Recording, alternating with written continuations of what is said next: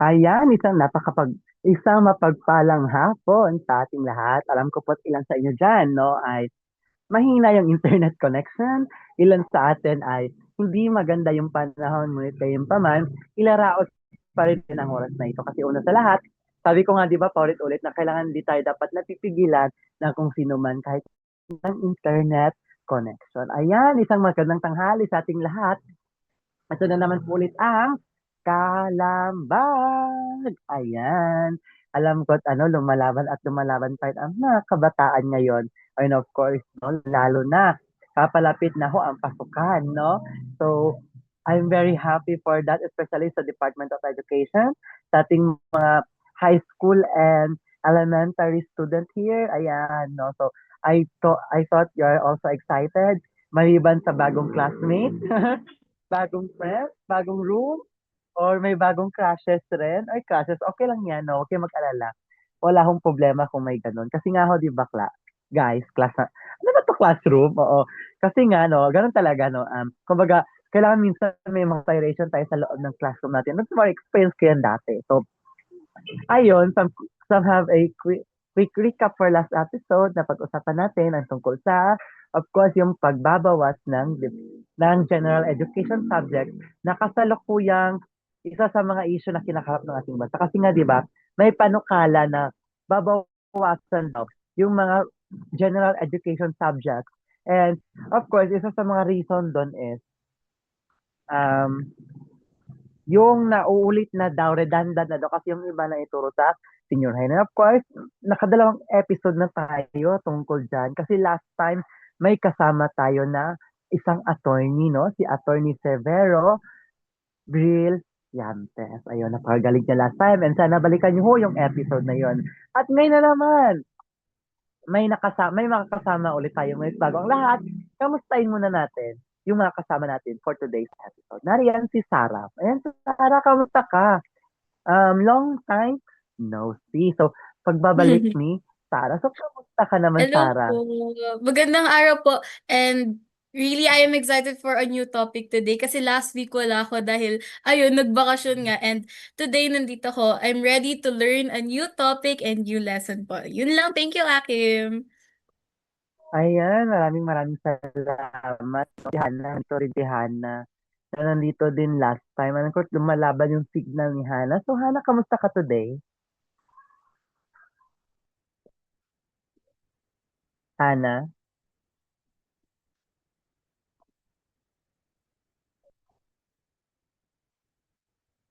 Ayun.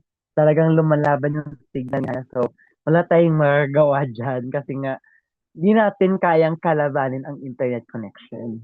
Yun yung mahirap, no? So, ngayon naman, no, para mas lalo pa tayong, ayan, Hana, ayan, no, talagang laban kasi talaga yung signal, no? So, ayun naman, bagong lahat, kamusta na natin yung makakasama natin for today's episode. Nariyan po si Miss Rose, ayan, Miss Rose Mayor, ayan, hello po from Inat Philippines.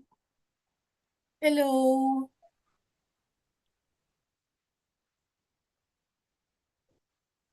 Hello po sa iyo, Miss Rose. So, kamusta ho kayo? Mabuti Hindi yata naman. naka-open cam. Nag-aalaga ng bata habang Mm. nakikinig sa inyo. Mm. Ayan, maraming maraming salamat, no? Maraming maraming salamat at alam natin tuloy-tuloy at tuloy-tuloy rin yung ano natin ngayon, tawag nito, yung yung laban natin dito sa Kalambag. And of course, tama no, si Miss Rose nga pala yun, from Inet, Philippines. Si Hannah, kaya si Hannah. Ayun, di pa rin talaga, laban pa rin talaga si Hannah. Ano? So, ako naman, no, kaya galing ko lang ng, of course, University of Southern Mindanao kasi nga nag-interest exam for the upcoming master's. Ano ba dito ko ni-reveal? Hindi, ayoko sanang sabihin kasi takot ako malaman yung scores ko. Bakit ako pumasa? Pero it's okay. Ganun naman talaga. Malay mo, hindi pa panahon para sa akin. Ganun talaga yung buhay. Kung para sa akin, ibibigay naman yung sa akin. Kung hindi, edi, thank you pa rin. Ganon. Ganon dapat tayo sa buhay. No? Kumbaga, wag natin isipin na kailangan tapusin na isang bagay sa isang oras lang. So, maraming pagkakataon. Ayan, lumabas ng kapatid ko. Ayan. So, laban-laban, ganon. And of course, no, kailangan ng mas malaliman ng pagkakala. Kasi nga pinag-usapan natin last time, so, tungkol doon sa, I don't know, tanongin nga pala, do you have any knowledge about doon sa sinasabi nating yung pagbabawas ng general education subject sa sa college kasi nga naituro na daw sa senior high school. So, do you have any idea about that?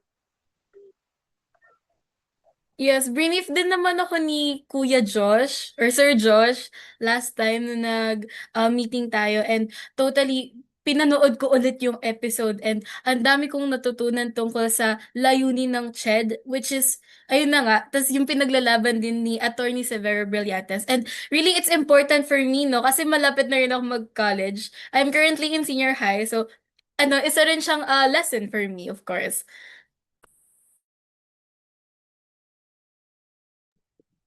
Late ko na rin sa commute pala ako. Ayan. Thank you so much, Sarah. No? Di ba napakaganda nun? So, how about you, Hana? Kamusta na? Okay ka na ba dyan, Hana?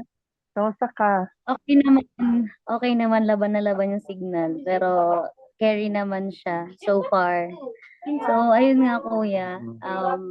Dun, di ba na pag naging ano din natin, syempre nawala kasi ako last week. So, parang naging nag-ano ako dun last time eh.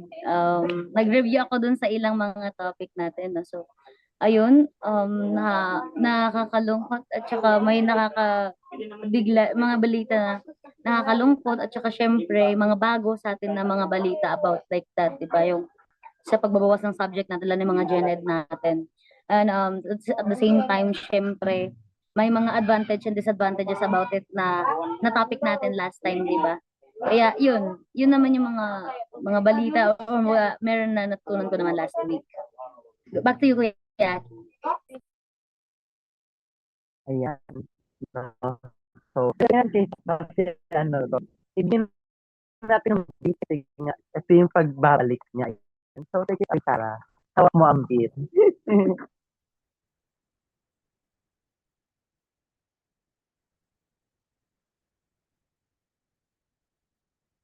'Di ba from last time, sobrang dami talaga nating highlights and tumatak sa mga points na sinabi ni Attorney Severo Brillantes. Pero for me, yung pinaka-highlight talaga or pinaka-tumatak sa akin na sinabi niya is yung hindi lang trabaho yung layunin ng education. Minsan kasi iniisip natin na nag-aaral lang tayo para magkaroon tayo ng magandang trabaho in the future. Pero dapat alam natin sa sarili natin na habang tumatanda tayo, dapat na-realize natin that education also helps us become a responsible person, a responsible citizen, critical thinkers, and at mas maging mabuting tao sa lipunan natin. Ikaw ba, Kuya Akim? From the previous episode with Attorney Severo Brillantes, ano ang pinakatumatak sa'yo at bakit? Siguro sa akin, yung halaga ng general education subject. Tama ka. Hindi lang siya trabaho lang. Kundi, hubugin tayong mga Pilipino, hindi lang sa pagiging moral, kundi sa pagiging, yung pagkakaroon natin ng nationalismo, yung pagmamahal sa bayan. Kasi nga po, ulit natin sinabi last time, Philippines cannot be a Philippines without the Filipinos. And of course, some subjects in general education, just like history, Rizal, Filipino na mga Gen Ed subjects, will help us to identify ourselves deeply about how we are or who we are as a Filipino. And napakamahalaga talaga ng general education subject kasi nga 'di ba, sometimes sabi natin entrepreneurship. Maybe in the near future may gusto ka magnegosyo, edi you still have a background knowledge kasi nga may entrepreneurship. At marami pang iba, of course, art appreciation, and many others. Kasi nga napakaraming artists, napakaraming Filipino artists, napakaraming likhang Pinoy. However, hindi siya na-appreciate due to the dominance of the foreign artists. So, sa akin, ang laki ng role ng general education sa buhay nating mga Pinoy. Pero syempre, sabi ko,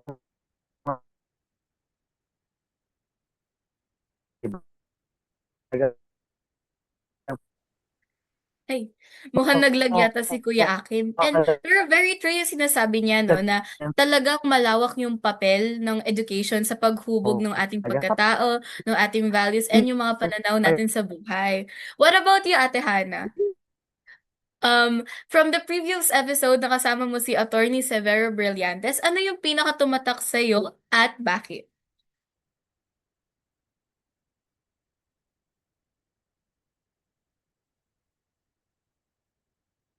Oh no. Mm,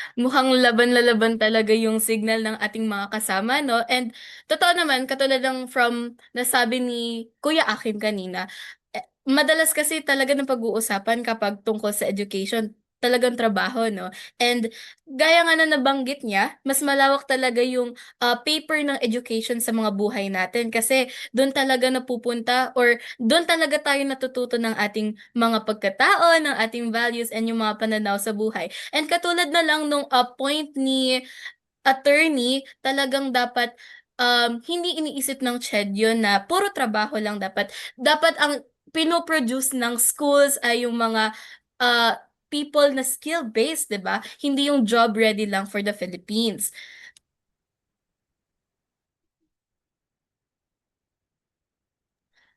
Um, Anyways, dahil ayun na nga nabanggit naman na natin kung ano yung tumatak mula sa nakaraang episode. Gusto ko naman malaman kung paano natin nakikita sa sarili nating karanasan yung tinatalakay tungkol sa general education. Kasi as for me, yung experience ko bilang isang student, may mga subjects minsan noon na iniisip ko parang hindi ko naman magagamit in the future, 'di ba? Sa future profession ko kasi ang future profession ko sana is magme-med ako. Pero habang tumatagal, nakikita ko na talagang may contribution pala yung pag-develop ng communication skills, critical thinking skills, at understanding ko sa iba't ibang social issues. What about you, Kuya Akim? Bilang isang estudyante or teacher in your experience, paano mo nakikita yung sarili mo nakikita yung sarili mong karanasan sa mga isyong tinalakay tungkol sa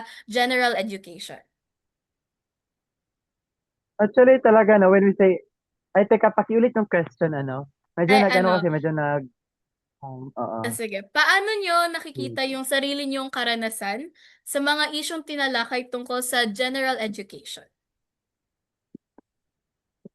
Siguro based on my own experience kasi, regarding dun sa general education subject, talaga nakatulong siya na, kumbaga yung yung pagmamahal sa bansa, sabi ko nga kanina, na, say for example, I give you this situation, siyempre magme-med ka, Sarah. However, kung puro lang trabaho sa'yo, you didn't mind kung sino yung pasyente mo. Siguro kung nasa isip mo lang kumita ng kumita ng kumita ng kumita ng pera, mamimili ka ng pasyente. Kung sino yung mas mayaman, yun yung i-cater mo. How about we have this general education na magtuturo sa atin ng pagmamahal sa kapwa, ethics yan, pagmamahal sa bansa, nandiyan yan sa history and sabi natin, through our history, through the lives and works of Rizal, kasi marami tayong pwedeng matutunan doon. And aside from that, yung pagiging, malikhain natin. So with that, mas maano yung sarili natin, yung personality natin as a Filipino. Kumbaga, doon sa general education subject, it is easy for us also to respond sa mga social issues na kinakaharap natin ngayon. How can we, a good Filipino citizen, if hindi natin alam paano yung nangyayari sa bansa natin? Contemporary world yan. Kasi nga, kumbaga mas nagiging open yung mind natin, kahit anong profession tayo, mas nagiging open mind tayo sa kung ano yung nangyayari sa society, especially in our politics. And so that, nagagamit natin yun to interpret what is really happening in our society. Mhm. Of course, sa inyo, halimbawa, ikaw, health, sa medicine. Siyempre, kailangan kasi doon, makikita doon na, bakit ganito, ba't nag-i-exist itong problem na to? with the general education subject, mas madali natin mararamdaman kung paano natin siya sosolusyonan. Kumbaga napakalaking bahagi ang general education sa ating mga Pilipino kasi nga ito yung tumutulong kasi wala na ed subject.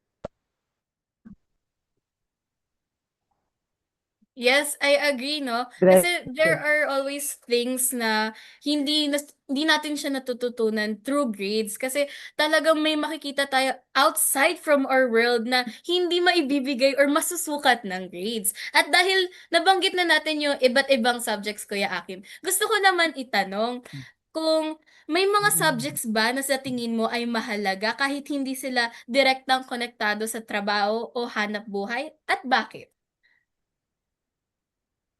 Ethics, ayun na yun. Ethics.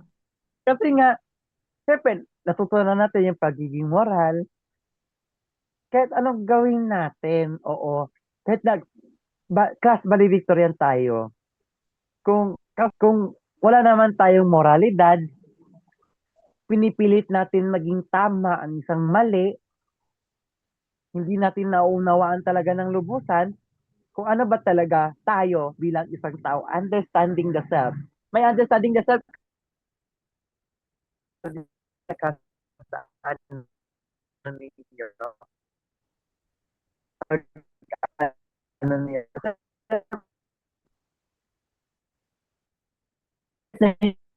Hindi mo naintindihan yung sarili mo, may understanding pa sa yun eh.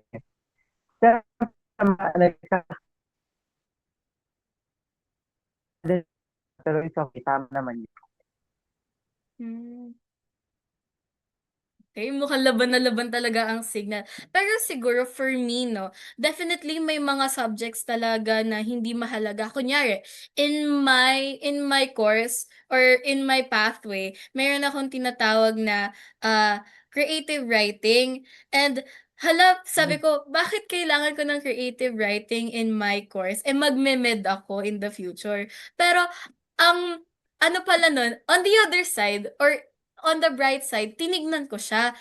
Ay, makakatulong to for me kasi mas maintindihan ko yung tao. Katulad ng sinabi mo, Kuya Akim, mas maintindihan ko yung ibang tao, yung lipunan natin. And of course, mas magiging aware ako sa mga nangyayari sa paligid ko. What about you, Ate Hana? May mga subjects ba na sa tingin mo ay mahalaga kahit hindi sila direktang konektado sa trabaho o hanap buhay? At bakit?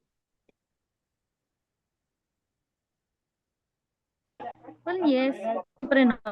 Ang daming ano no, ang subject na hindi siya ano hindi mo siya magagamit totally, pero learning parang learning mo 'yun sa sarili mo mismo na siyempre hindi tingin mo hindi mo siya magagamit. Paano kung dumating yung araw na gusto mo rin magturo or gusto mo rin na maging advocate sa mga estudyante, nakatulad mo rin or someday kung makatapos ka na maging advocate ka rin na ikaw din magtuturo mismo sa kanila. At least ikaw alam mo. At least ikaw may additional learnings sa sarili mo. At the same time, hindi ka na namamind lang kapag nagkakataon na tinatanong ka nila. So, maraming hindi related sa trabaho na pang physical, no?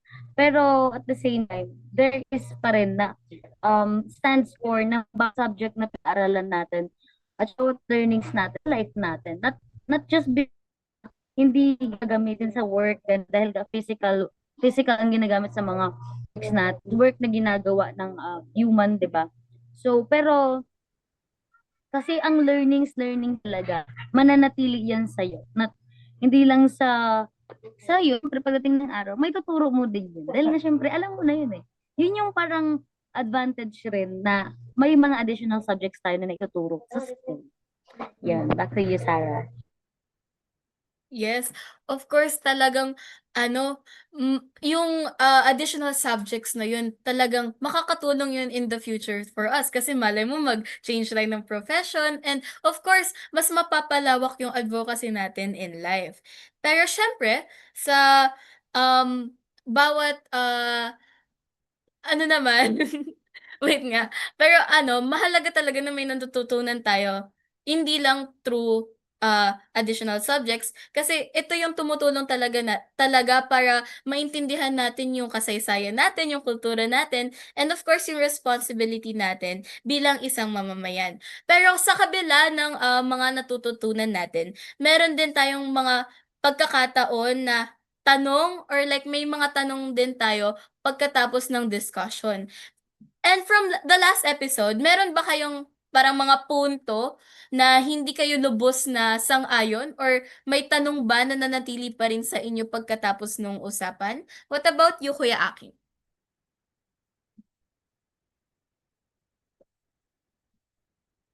Kuya Akim? Ayan, narinig na ako? Narinig na? Yes po, yes po, yes po. Kasi yung tanong ko sa araw, hindi ko topic mismo. From Sige, babalikan time, kita, Kuya Akim, ah. Medyo ayusin lang natin yung signal natin later, okay?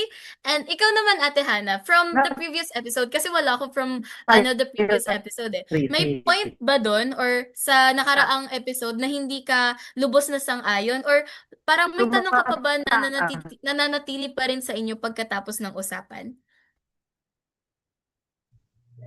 Ano, siguro yung ano, 'di ba, yung sa decision nila na mababawasan yung ating gen ed subjects. So, yung iba kasi sang-ayon, 'di ba, na mabawasan siya.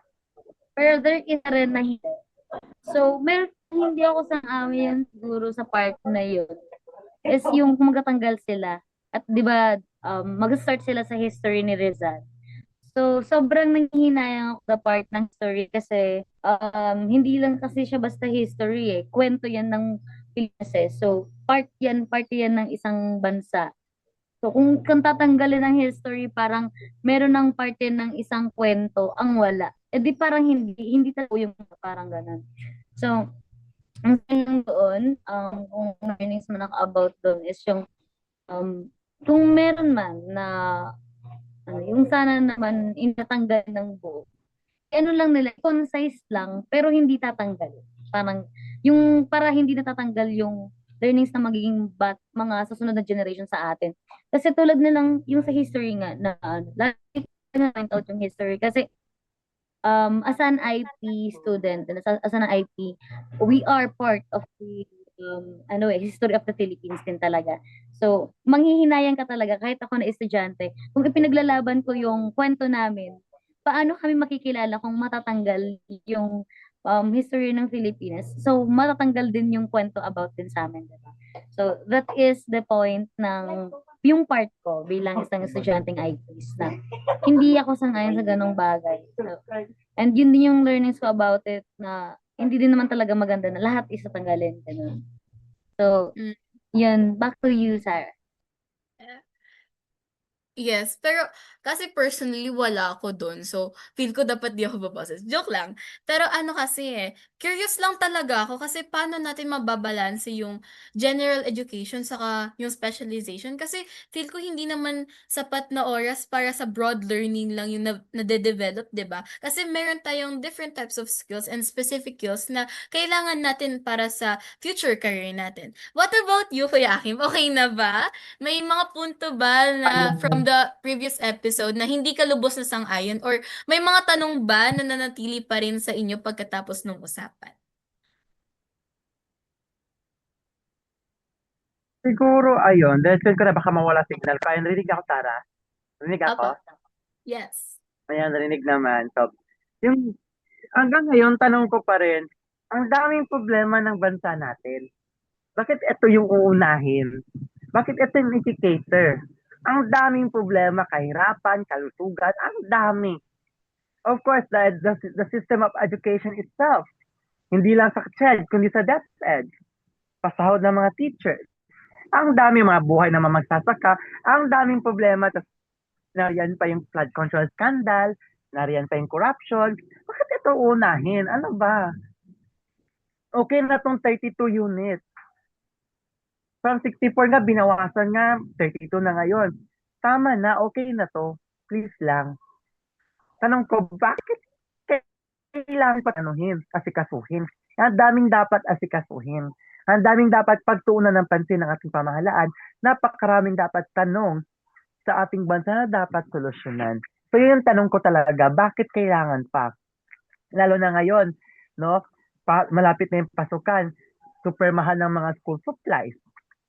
Yung pasahe ng mga kabataan papuntang eskwelahan, minsan hindi nasusunod yung nasa batas natin na may ilang percent discount ang mga students. Dahil nga, naintindihan natin sa driver kasi nga, kakarampot lang din yung sweldo nila. Especially dyan sa inyo sa Metro Manila, pahirapan. Tapos ngayon, ito yung unahin. Kailangan natin ng kasagutan sa lumalaganap na krisis ating bansa. Yun yung dapat na tanong na dapat sana sagutin. Hindi yung pagpapalit ng edukasyon o yung pagbabawas ng general education subject. Kasi kung babawasan pa natin yan, paano magkakaroon ng kamalayan ng mga kabataan na ipaglaban kung ano man yung dapat nila ipaglaban. Paano nila mapaglalaban sa tamang paraan yung gusto nilang isabihin o ihayag tungkol sa nangyayari ngayon sa ating lipunan. Kaya sabi ko, tama na tong 32 units. Yung ibang solusyon na naman natin na problema. So, I really hope no, na pakinggan ng ating pamahalaan kasi nga talagang napakahirap. Kasi nga iba-iba yung level of lifestyle din o yung cost of living sa mga cities at sa mga municipalities. So, napakahirap pa talaga hanggang sa ngayon. Yes, sabi na natin kung priority talaga, but I don't think so kung priority ba talaga to, pagbabas ng general subject. Maraming dapat i-priority, sana sila yung ma-priority. So, yun lamang sa akin, Sara. At naitawid ko rin. Mhm. Ano no, maganda rin na may ganito tayong iniisip kasi pinapakita nito na patuloy tayong nagre-reflect, and as students we should always be curious about the things happening in our country, no? Kasi hindi lang dapat basta-basta tayo tumatanggap ng idea na naririnig natin, and sa katunayan, mahalagang bahagi rin ng education yung pagtatanong at pagiging mapanuri natin in not just in our life, in the country, pero para na rin sa ating lesson sa ating sarili, 'di ba? And ngayon naman, dahil isipin natin na may pagkakataon tayong direktang makausap yung mga gumagawa ng policies sa edukasyon.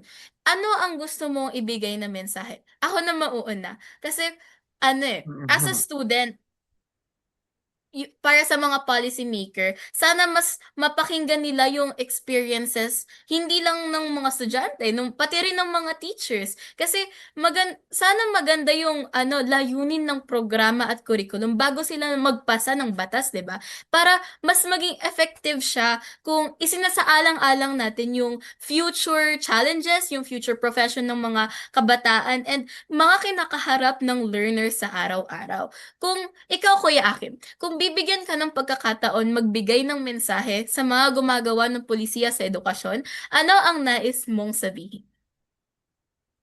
Sige. Okay, signal ko Apa. Sara. Yes, Sige. okay. Yung atake natin is parang yung Faith Maria Porter ng Ghana. No, Miss Wow. International. 1, 2, 3, go. Kayo po na nakaupo. Subukan mo namang tumayo. At baka matanaw ninyo tunay na kalagayan ko. Ako isang-ayon sa sinabi ni Sarah na bago magpatupad ng panukang batas, marahil siguro subukan nilang bumaba sa ating kinalalagyan at pakiramdaman kung ano yung nangyayari sa baba. Kasi kung wala tayong first-hand experience, lagi lang tayong idea without any experience at all, hindi tayo nagpapaka-realistic, idealistic tayo palagi. Saan tayo pupulutin? Wala man lang databases. May napapakinggan per majority, how about the minority? Di natin masyadong never mind natin minsan na how about the others? Kung ganito sa iba, paano sa iba? So, kailangan makonsider ang bawat tao. Dapat makonsider ang bawat Pilipino kung ano man yung pangangailangan nila. Kung kailangan sa tingin natin ng mga babatas kung kailangan na yung general education bawasan? Tingnan natin kung talagang kailangan din, go for it. Kasi yung rason kasi talaga ay nagiging paulit-ulit na daw. Yes, it was introduced in senior high school. However, it wasn't defend. Nag-gets mo ako, Sarah? Naituro Mm. sa inyo, parang na-introduce sa inyo yung subject na yon, pero hindi na deepen. Kaya ang reason dito sa college, kailangan palalimin yung topic. Yes. Kailangan Kasi palalimin basic ang subject. foundation lang yung tinuturo nila sa senior high and kailangan mas broad pa or mas specialized siya in college, 'di ba, Kuya Akim? Yes, exactly. Tama ka dyan, Sarah. Kasi nga, di ba, silang pwede na basic, doon ka lang mag-stick sa basic. So, kailangan, kasi dapat lumalalim yan eh. Parang nagbubutas ka lang din ng lupa. Kailangan lumalalim at lumalalim. Kasi nga, nagiging practical, basta pa-practice yung critical thinking skills, yung problem solving skills natin, kapag mas pinapalalim yung mga topic na ibinabahagi sa atin. Hindi kailangan mag-stuck lang sa hanggang dito lang. Hanggang dito lang kasi di naman to kailangan, okay na. Yung parang parang nagluto ka ng ulam, tapos hindi mo na ininit kung luluto, kung pagkagabi o halimbawa umaga siya niluto, tapos gabi kakainin mo pa pala pero hindi mo na init tapos tapanis na. So parang learning sa rin siya na kapag sinerve sa'yo, syempre di naman niya lahat maubos mo ma-absorb mo sa mind mo. So kailangan talaga na ma-refresh ng ma-refresh ng ma-refresh. Nang sa gayon, hindi ito nawawala. Lalo na yung mga subjects na talagang nagagamit ng mga kabataan sa araw-araw nilang pamumuhay. Ang dami. Purposive communication, ethics, lalo na ngayon, gender and society kasi nga Pride Month ngayon.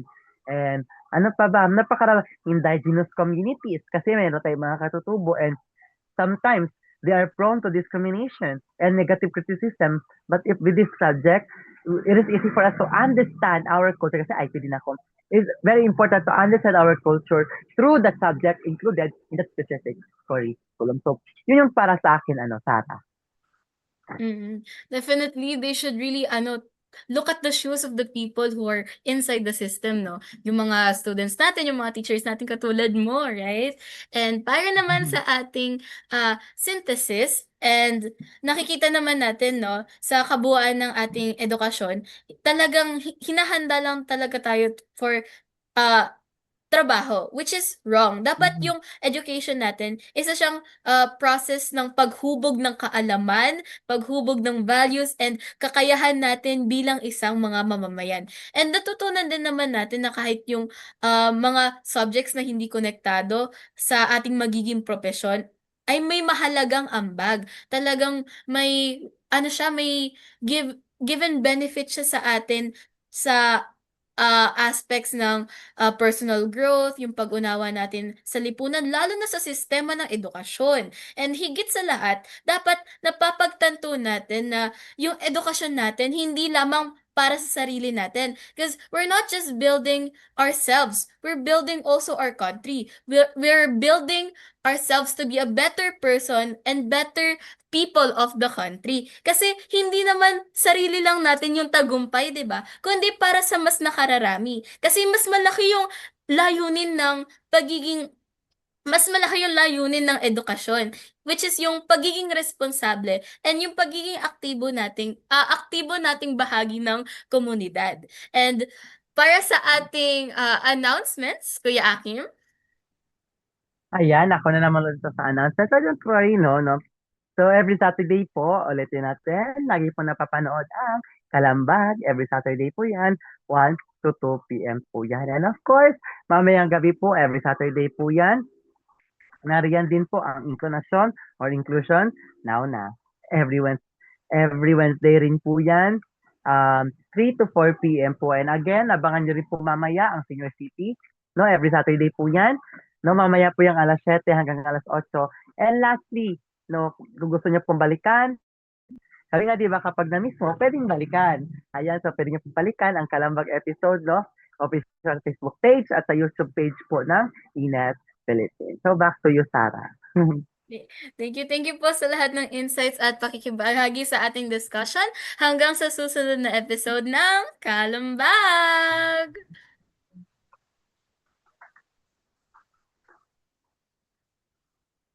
Mm. Mhm.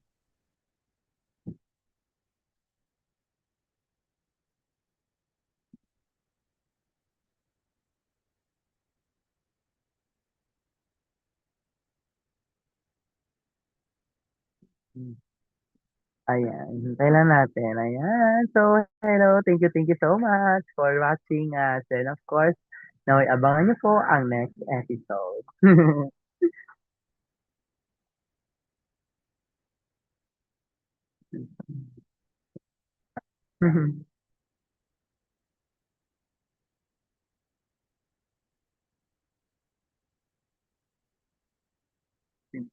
Like,